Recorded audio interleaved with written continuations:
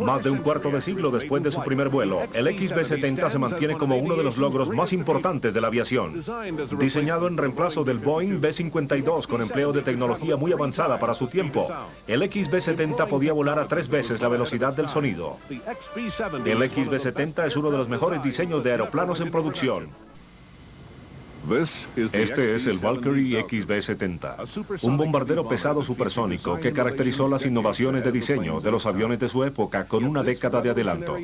Sin embargo, este avión revolucionario nunca prestó servicio, porque cuando estaba siendo desarrollado, el marco estratégico cambió. Una década después, una suerte similar casi afecta a este otro avión, el bombardero B-1. Aparte de modificaciones al sistema de absorción, el B-1B que vemos aquí luce muy similar a su controvertido predecesor, el B-1A, bombardero pesado.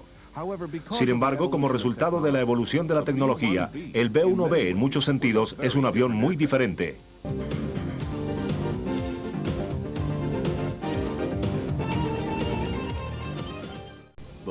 El avión fue habilitado con los últimos desarrollos de evasión electrónica.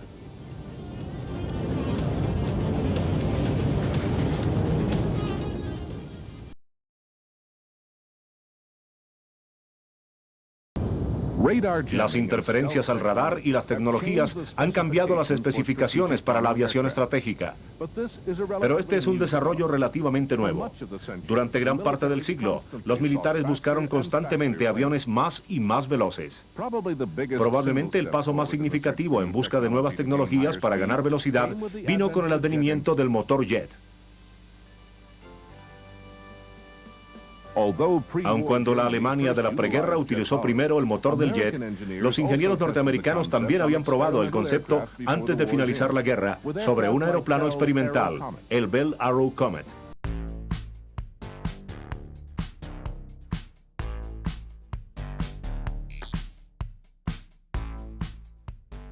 El primer desarrollo importante de los años de posguerra fue el experimental rompemarcas Bell X-1, impulsado por cohetes. Lanzado desde un bombardero de la Segunda Guerra el 9 de diciembre de 1946, bajo el mando del piloto de pruebas Chick Yeager, el X-1 rompió por primera vez la barrera del sonido. Desarrollos posteriores produjeron el X-2, que volaba más rápido y más alto que su predecesor.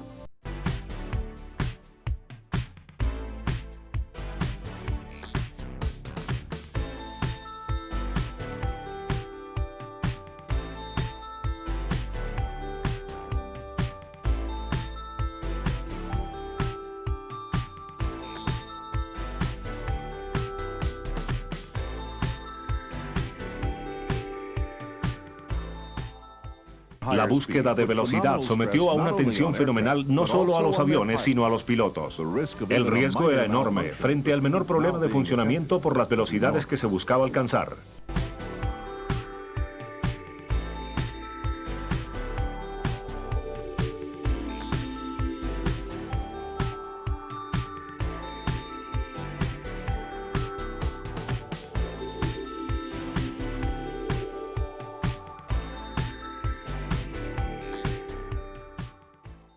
Mucha de la información recogida por las pruebas X se aplica a aviones utilizados para propósitos militares. Los aviones más rápidos serían blancos más difíciles de alcanzar.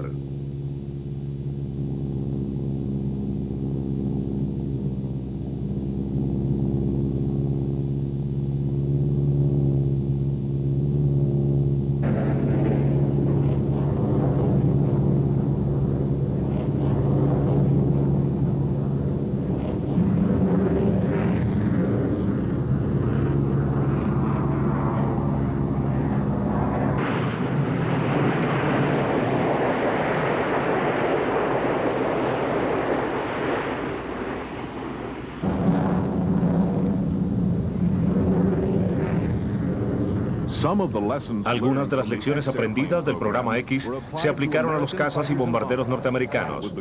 Con la Guerra Fría, el incremento en las fronteras de la velocidad y la distancia se había convertido en un asunto de seguridad nacional.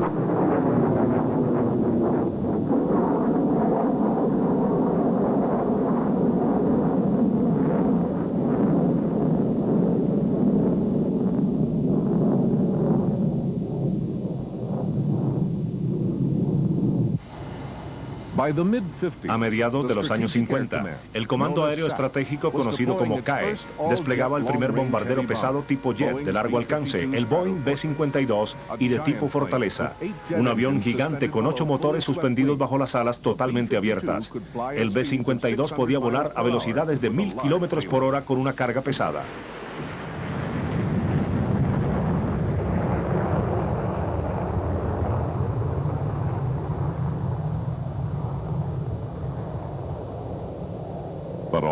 Pero aunque el B-52 fue uno de los mayores éxitos de la aviación de posguerra, no era supersónico. El próximo paso en la búsqueda por incrementar la velocidad de la aviación de guerra vino con el Hustler B-58. Este ala delta fue desarrollado por Convair para producir un avión de combate que pudiera realmente volar y sostener velocidades supersónicas. Para obtener este desempeño, el avión tenía que ser relativamente pequeño y clasificarse como un bombardero medio.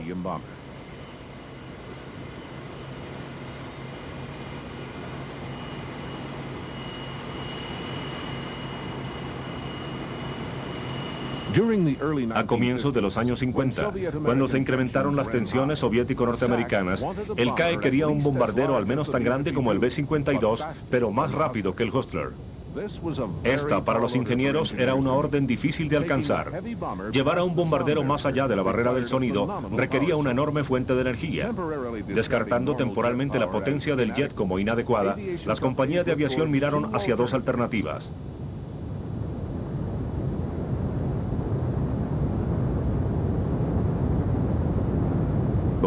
La primera era la energía nuclear, que se utilizaba con éxito para impulsar submarinos.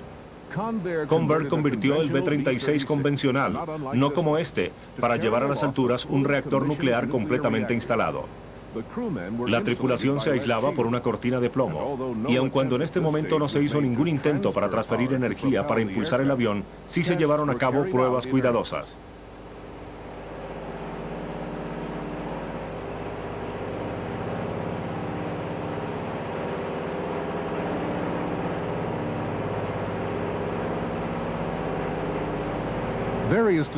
Se adelantaron varios diseños de bombarderos que se impulsarían al menos en parte con energía nuclear. Sin embargo, aquí el problema más grande eran las implicaciones de un avión impulsado por energía nuclear frente a un choque eventual en área poblada. Otra propuesta para incrementar la energía era la de equipar los bombarderos con tanques externos con combustible de acción rápida, tales como el Boron. Antes de que el avión emprendiera su vuelo final hacia el blanco, los tanques enormes de combustible se expulsarían, aligerando así al avión para el ataque. Pero una solución ingeniosa al problema vino de la American Aviation. La compañía había refinado el concepto de compresión ascensional. Su plan exigía el montaje de 6 enormes motores jet en forma de pirámide bajo el avión, expulsando a altas velocidades el aire de la sección del centro. El diseño también permitía que este aire se viera atrapado por el filo exterior de cada ala cuando ésta baja. El aire comprimido elevaría el avión y ayudaría a propelerlo a 3 veces la velocidad del sonido. Al diseño se le dio el nombre de XB-70 y el CAE lo aprobó para su desarrollo en diciembre de 1957. Estados Unidos tuvo una larga fila de éxitos, incluyendo el desarrollo del bombardero bimotor supersónico Vigilante de la Marina norteamericana. El avión combinaba velocidad y capacidad de bombardeo nunca antes disponible para cargueros.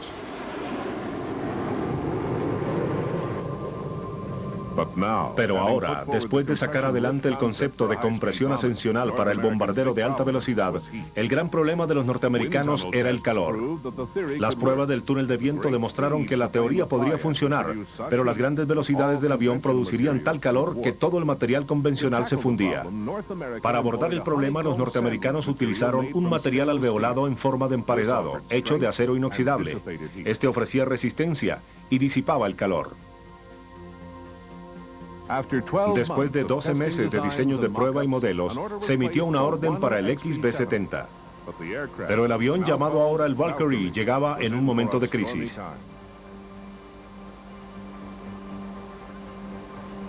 2 años después de aceptar el concepto, las presiones financieras forzaron a la Fuerza Aérea a limitar la producción a un prototipo. Aun cuando en 1960 hubo dinero extra disponible, la Fuerza Aérea estaba teniendo problemas con el bombardero supersónico. El soplo final vino con la llegada del secretario de Defensa Robert McNamara, quien redefinió el XB-70 como un proyecto de alta velocidad y limitó su producción a solo 2 aviones.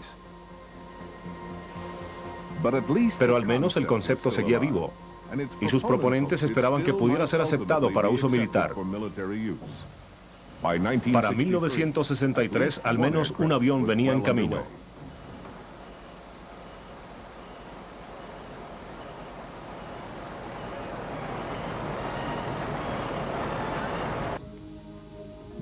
El primer XB-70, Serie 2 0001, debe haber sido una extraña visión para aquellos que tuvieron la suerte suficiente para verlo. Pero no fue hasta el 11 de mayo de 1964 que le fue dado a la prensa y al público la oportunidad de admirar esta maravilla bruñida norteamericana.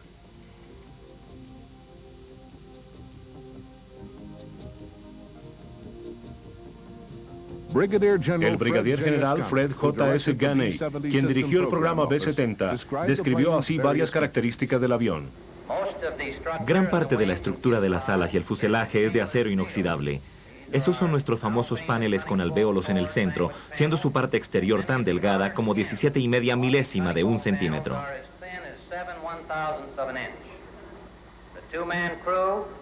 Los 2 hombres de la tripulación se sientan lado a lado. Una estación de tripulación en esta posición está a cerca de 4 metros sobre la tierra. Todo el espacio hasta la cabina para la tripulación se ocupa por el combustible, tanto en el fuselaje como en las alas. Antes de que el XB-70 se posara al final de la pista de 3.600 metros de Palmdale para su primer vuelo, tuvo que enfrentar numerosas pruebas en tierra.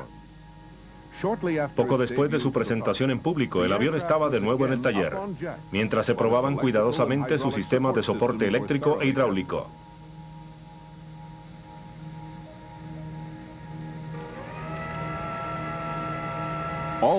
Todas las superficies sujetas a movimiento se sometieron a pruebas rigurosas. Todos los controles de vuelo, incluyendo los canons de avance, los ailerons y el timón que fallaban, se probaron de nuevo.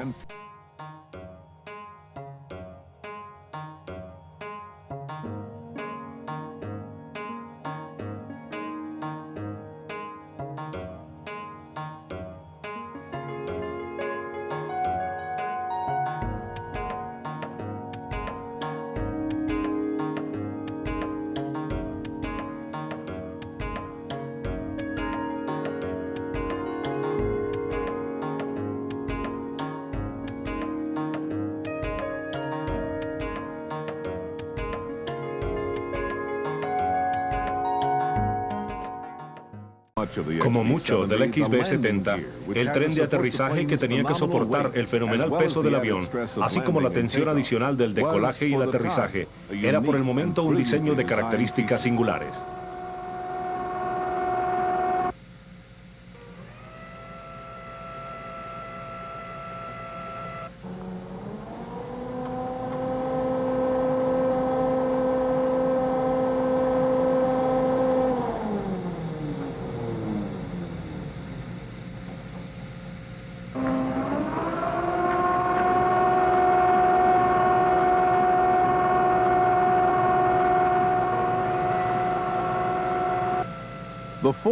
Las llantas delanteras eran convencionales, pero la que soportaba el engranaje se requería que rotara, y asimismo que se doblara el mecanismo que guardaba las 4 llantas en el escaso espacio disponible.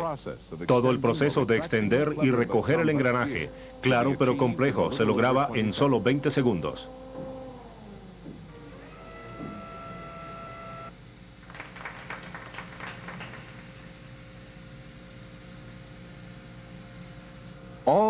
Todas las pruebas complejas que tuvieron lugar durante las semanas antes del primer decolaje se grabaron en un paquete especial de instrumentación de vuelo. Una unidad autocontenida. Este dispositivo fue el primero en su categoría.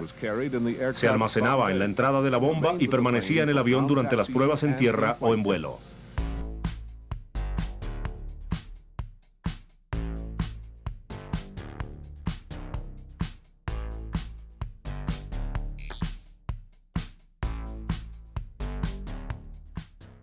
El prototipo del XB-70 también se sometió a pruebas de vibración diseñadas para exponer el gigante fuselaje y la superficie de las alas a los efectos de las vibraciones mucho más allá del punto que pueda encontrarse en un vuelo.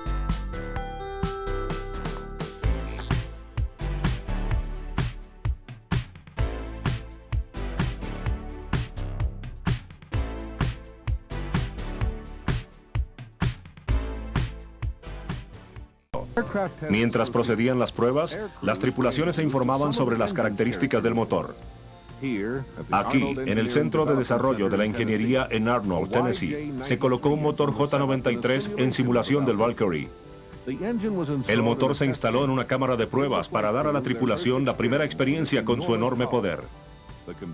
Las condiciones eran artificiales, pero similares a las que experimentarían en vuelo.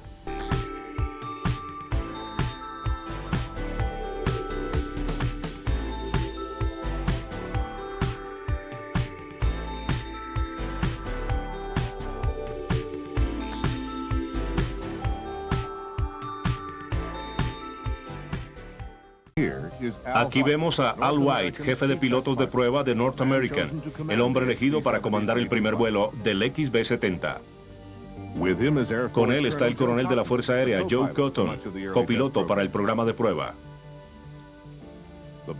La tripulación de relevo que vemos aquí son Van Shepard de North American y el teniente coronel Fitzhugh Fulton.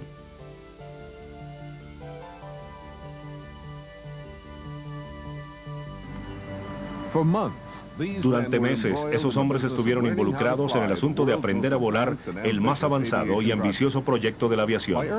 Para comienzos de septiembre se había completado gran parte de las rigurosas pruebas. Ahora venían las pruebas más reveladoras, aquellas con el avión en movimiento. Luego, eventualmente, pruebas del XB-70 en vuelo. Antes de que se encendieran los motores, se afinó el complicado sistema de grabación para que recogiera cualquier acontecimiento técnico que ocurriera.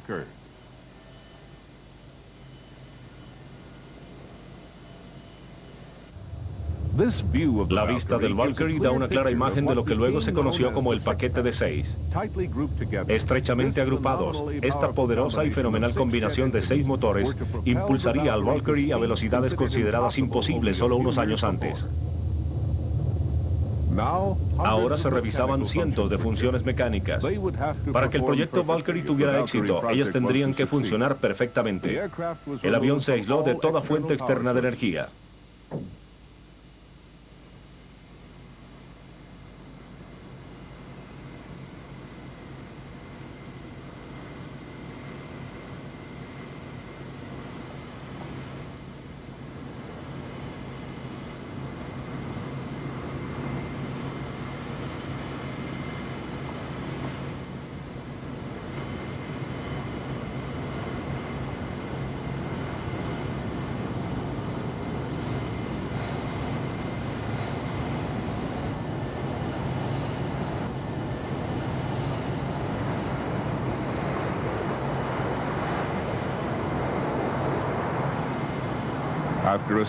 Luego de una serie de recorridos, los pilotos y los técnicos se mostraron satisfechos de que el Valkyrie estaba listo para su primer vuelo.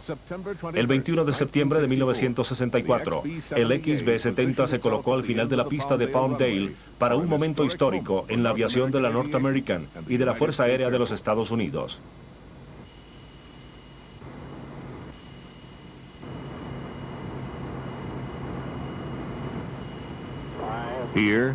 Aquí, según lo planeado, White y Cotton estaban en la cabina. Exactamente a las 8:38, el Valkyrie decoló por primera vez para empezar una serie de pruebas épicas de vuelo.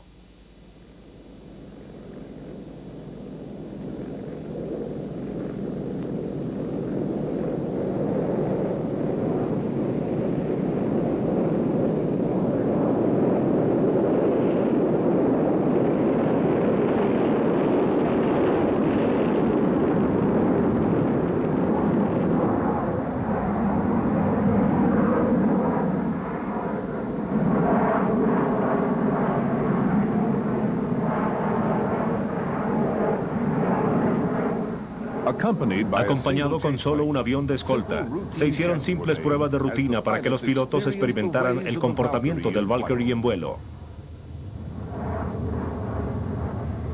Una de las primeras tareas era retractar el tren de aterrizaje, pero el mecanismo no respondió.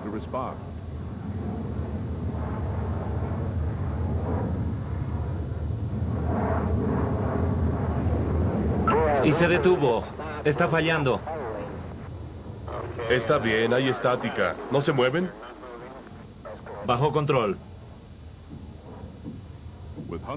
Con cientos de millones de dólares de alta tecnología en sus manos, White regresa el tren de aterrizaje a su posición original. El tren responde lentamente al control de cabina.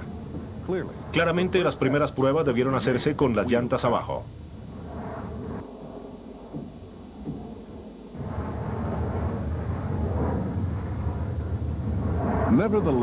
No obstante, había un plan alternativo disponible y el avión continuó su vuelo, aun cuando el motor se apagó cuando se encendieron las luces de prevención. Enfréntalo, nos nivelamos un poco alto. Para el momento en que el avión enfiló a casa, la base Edwards de la Fuerza Aérea, habían pasado 60 minutos de valiosas pruebas. 16 metros.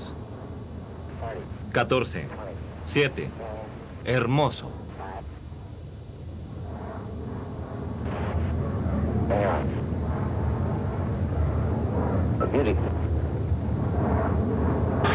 Hay fuego en el tren izquierdo. Al aterrizar, uno de los frenos traseros se atascó, produciendo el incendio de ese tren. A 7 metros sobre la tierra, con el avión conducido en forma impecable, la tripulación tuvo que ser prevenida del incendio por el avión de seguimiento.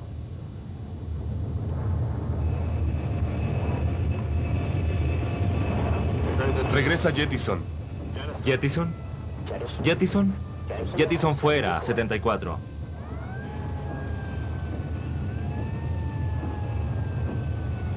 Parece como si las llantas hubieran explotado. Hay 3 máquinas de bomberos esperándolos.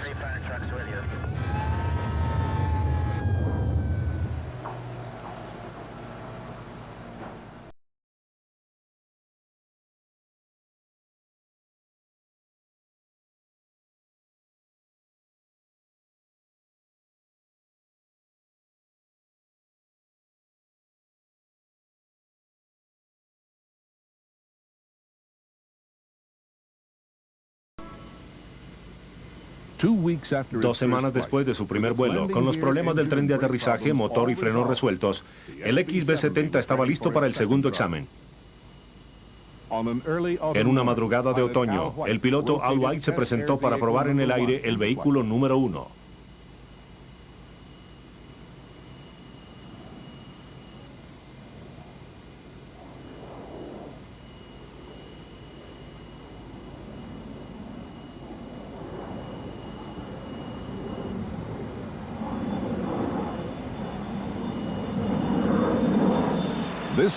Esta vez llevaba 3 aviones de seguimiento, de manera que la retracción del tren de aterrizaje podría verse desde ambos lados.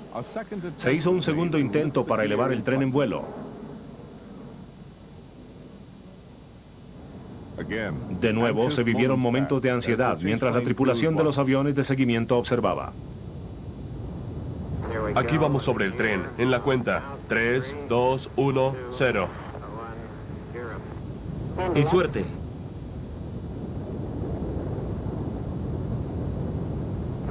Se está abriendo. Las luces verdes están apagadas. Se ve bien.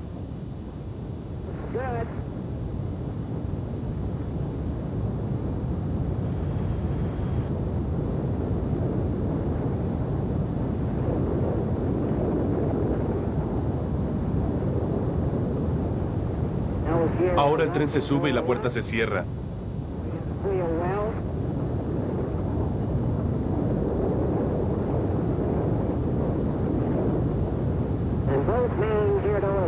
Están cerrados. Ahora se ve limpio.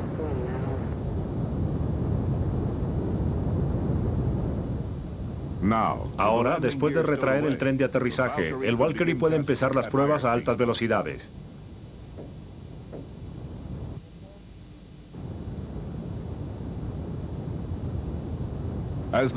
A medida que el avión se elevaba en las alturas, apareció una luz de prevención en el tablero, alertando al piloto sobre una falla menor en uno de los sistemas hidráulicos. Como precaución, White bajó de nuevo el tren de aterrizaje y orientó el avión hacia un destino alternativo, Rogers Drive Lake, que proveía la seguridad de una pista natural de 16 kilómetros.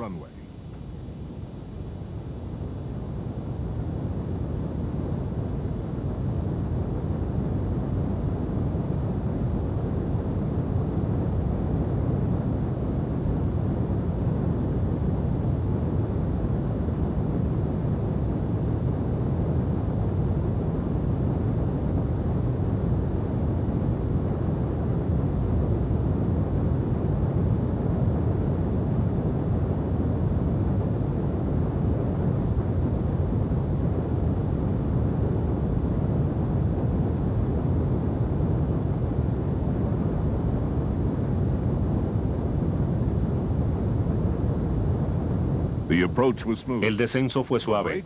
Los frenos funcionaron efectivamente y el Valkyrie hizo un aterrizaje perfecto. Después del vuelo, se supo que una manguera rota había ocasionado el encendido de la luz de precaución, pero considerando la inmensa complejidad del avión, este y otros problemas no fueron inesperados. Los pilotos informaron que el Valkyrie se comportó de una manera predecible y confortable. Llegaban a términos con el avión más poderoso del mundo. Mientras se probaba el primer prototipo, procedía normalmente la construcción del segundo XB-70. El fuselaje tubular masivo se unió al paquete de 6. Las enormes aletas blancas que orientarían al Valkyrie ya estaban en su lugar.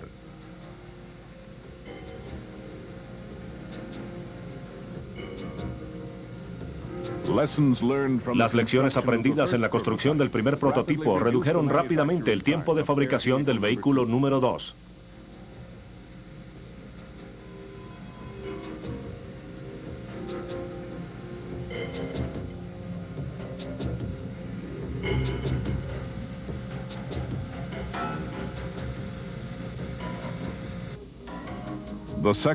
El segundo avión difería del primero en cambios sutiles en el diseño. Un ángulo extra de 5 grados se añadió a las alas para mejorar la estabilidad. Aquí se coloca uno de ellos. Esta característica singular fue hasta muy recientemente una unidad más grande removible fijada al avión.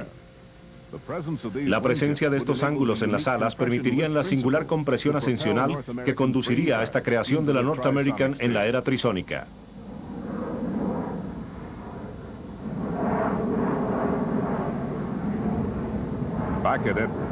Al regresar a Edwards, el vehículo número 1 estaba volando de nuevo.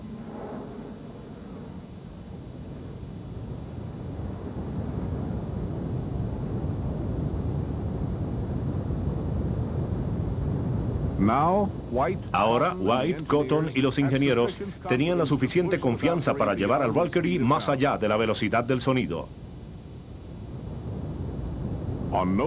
Al menos en 3 ocasiones el avión se ha hecho supersónico y luego ha regresado al vuelo subsónico. Pero hacer esto tensiona al avión, que fue diseñado para ser flexible.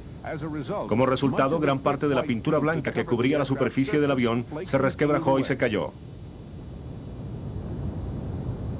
Pero frente a cualquier preocupación, no se podía negar que era un precio pequeño para que el XB-70 pasara la barrera del sonido.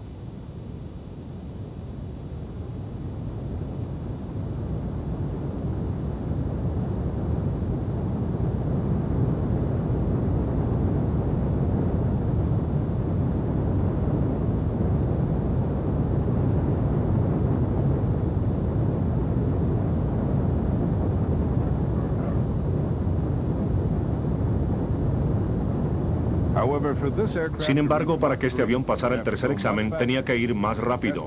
Y así las pruebas continuaron.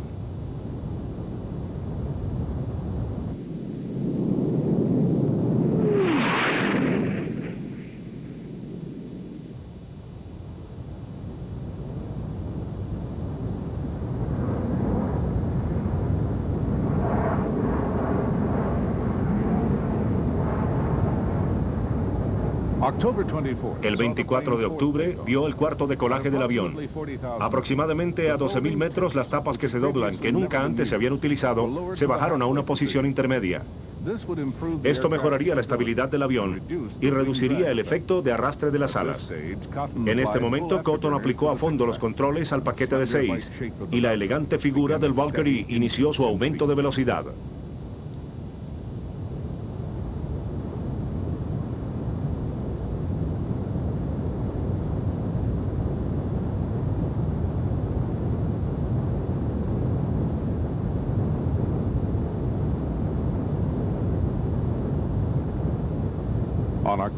El 14 de octubre de 1965, durante su vuelo número 25, a una altura de 21.000 metros, con las tapas de las alas totalmente abajo, el vehículo número 1 alcanzó su objetivo, 3 veces la velocidad del sonido.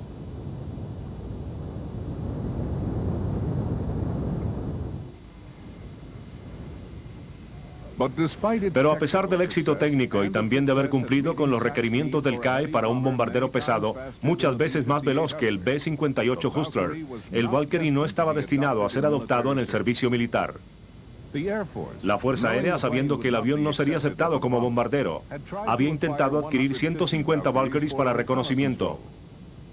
Pero la supervivencia de aviones de alto vuelo sobre espacios enemigos se consideraba dudosa.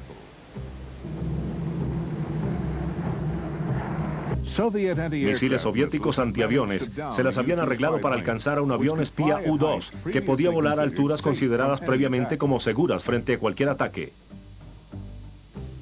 Los misiles también competían con el concepto de bombardero de alta velocidad dentro de la Fuerza Aérea Norteamericana. El CAE tenía ahora misiles balísticos intercontinentales para llevar bombas nucleares, armas más económicas e indetenibles que los aviones. Desde comienzos de 1960, la ICBM se consideró el principal medio para llevar armas nucleares.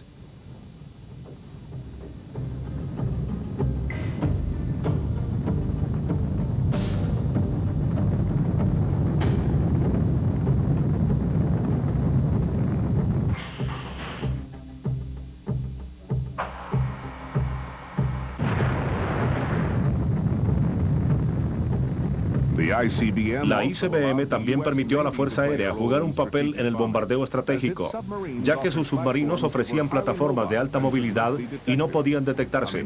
Una ventaja enorme que los bombarderos de la Fuerza Aérea no disfrutarían hasta el advenimiento del B-1B y el B-2. El XB-70 enfrentaba un futuro incierto. A pesar de la decisión del Pentágono de no desplegar su bombardero supersónico, las pruebas de la Fuerza Aérea sobre los dos prototipos del XB-70 continuaron. Una característica singular del avión, la cápsula de escape de la tripulación era una obra maestra de ingeniería. En caso de que el Valkyrie se despresurizara, la cápsula en forma de concha se enrollaría automáticamente hacia adelante, encerrando a los miembros de la tripulación en un módulo cerrado. Desde aquí el piloto tendría un control limitado sobre el avión, y si fuese necesario, la cápsula entera podría ser lanzada al aire desde el avión. Estas cápsulas jugarían un papel importante en el capítulo final del vehículo número 2.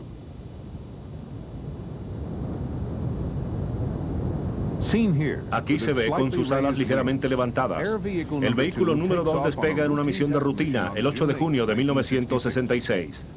Lo comanda Al White, pero tiene un nuevo copiloto, el mayor Carl S. Cross.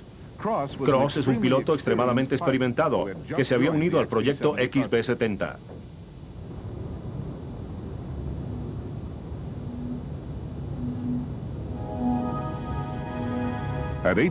A las 8:27 de la mañana, luego de la prueba, el Valkyrie fue seguido en formación por 4 aviones de seguimiento. El acontecimiento sería registrado por uno de los acompañantes en un jet Lear. El ejercicio era lo suficientemente simple y no debería presentar problemas. A la derecha interior del Valkyrie estaba un F-104 conducido por el piloto de pruebas Joe Walker. Walker, quien estaba candidatizado para unirse al programa XB-70, tenía probablemente más experiencia supersónica que ningún otro hombre vivo. Recientemente había terminado un programa de vuelos con el X-15 de North American, el avión más veloz sobre la Tierra. Volando debajo y ligeramente detrás del ala derecha del Valkyrie, el F-104 Starfighter de la Walker de alguna manera se acercó mucho al Valkyrie.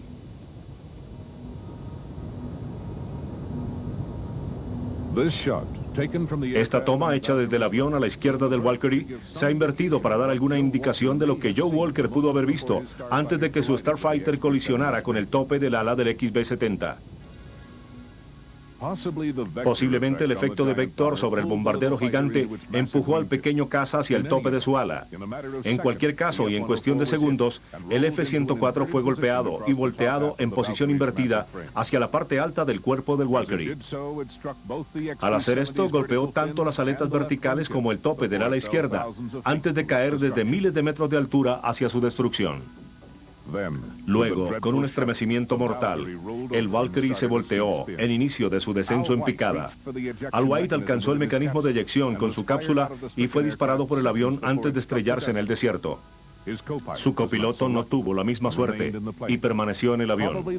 Probablemente la energía de las fuerzas G en el descenso detuvieron su expulsión.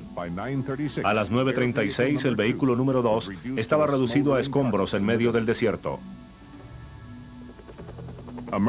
Inmediatamente se enviaron helicópteros de rescate, pero no existía la menor posibilidad de que el Mayor Cross pudiera haber sobrevivido.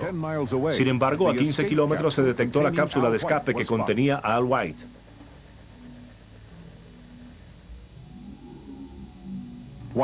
White se encontró severamente herido y en los días siguientes estuvo entre la vida y la muerte. Su cápsula no aterrizó correctamente, pero gracias a Dios, su silla se rompió al caer y esto disminuyó el impacto.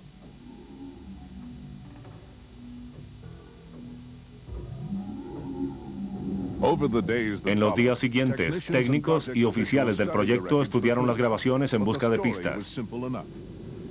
Pero la historia era sencilla. De alguna manera, el pequeño caza F-104 de forma accidental había colisionado con el avión más grande del mundo. Y en esa mañana desgraciada, en un instante, Estados Unidos perdió a 2 grandes pilotos de prueba y a uno de los 2 únicos Valkyries que se habían producido. Al White, el primer piloto del Valkyrie y el hombre que hizo más vuelos que ningún otro en el XB-70, se recobró del accidente pero nunca volvió a pilotear el XB-70.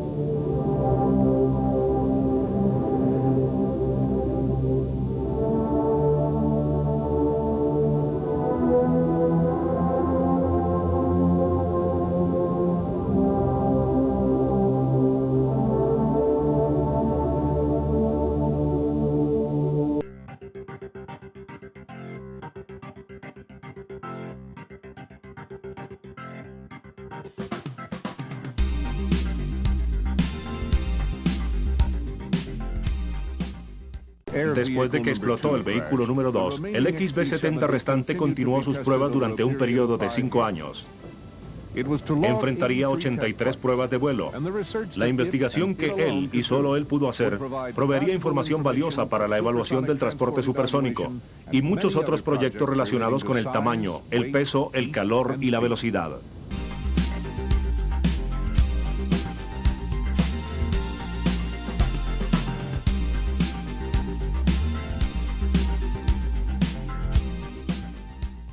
Pero de alguna manera el Valkyrie también fue un éxito militar. Años después se supo que la Unión Soviética temía tanto el potencial del XB-70 que trató de desarrollar una versión más pequeña.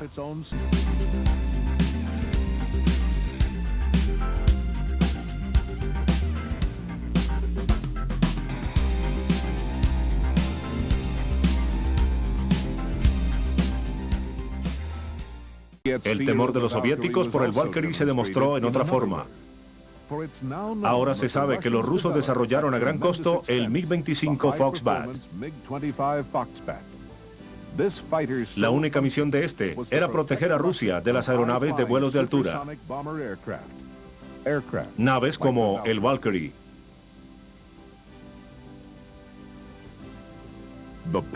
La paradoja fue que los científicos rusos usaron como patrón al vigilante americano. Las similitudes en tamaño y forma son tan cercanas que parece seguro que los rusos usaron las investigaciones americanas de los años 50 para proteger a los soviéticos de los bombarderos americanos de los 60.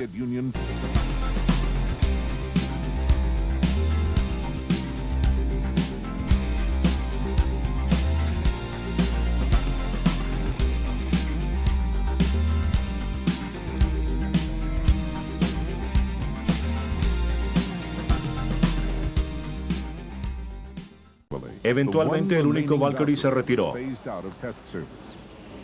El vehículo número 1 aterrizó por última vez en la base de la Fuerza Aérea Wright-Patterson, localización del Museo de la Fuerza Aérea de los Estados Unidos. Piloteado por Fitzhugh Fulton y Ted Stonefall, todavía registraba valiosos datos en su último vuelo.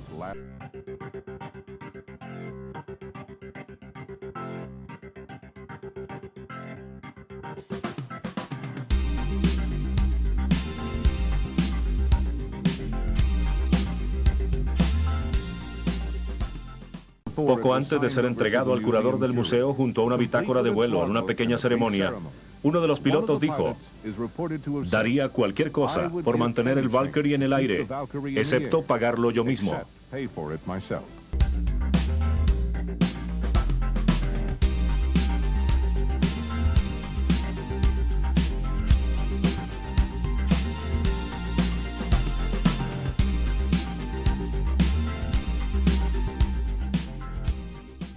El programa Valkyrie ha sido costoso.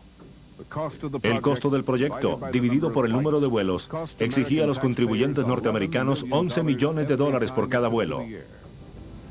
Pero no puede haber duda alguna de que los ingenieros de la North American Aviation habían producido uno de los verdaderos grandes aeroplanos.